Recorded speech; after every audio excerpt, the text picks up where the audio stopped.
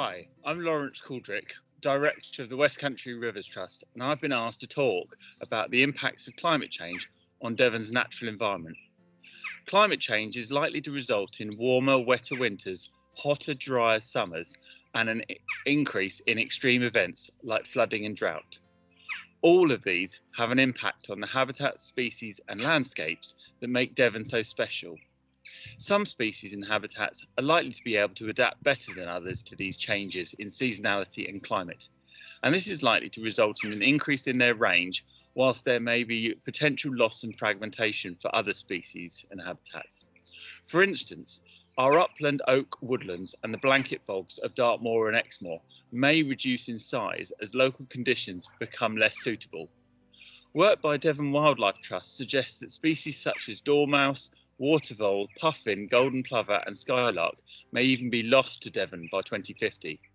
Our own work has highlighted that species like salmon and trout will become more susceptible to parasites and disease due to increased river temperatures, and significant drought makes it difficult for them to migrate upstream to their spawning grounds.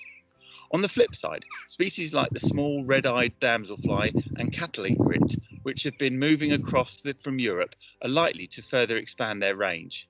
Additionally, species such as bottlenose dolphins could become more common in our coastal waters, and the climate change could also be good news for several species of bat in Devon.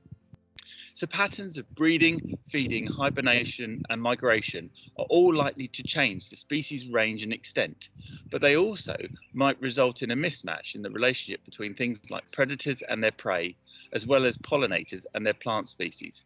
These changes are also likely to result in an increase in non-native species, and some of these might become invasive, further affecting our native flora and fauna by outcompeting for resources.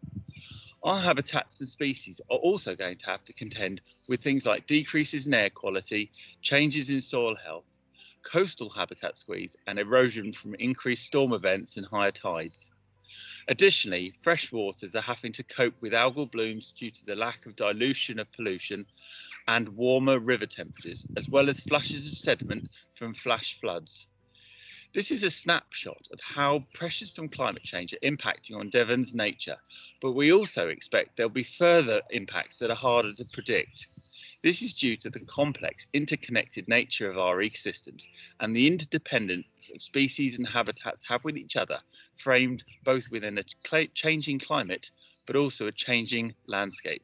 And I hope we can find solutions together to protect this amazing Devon natural environment.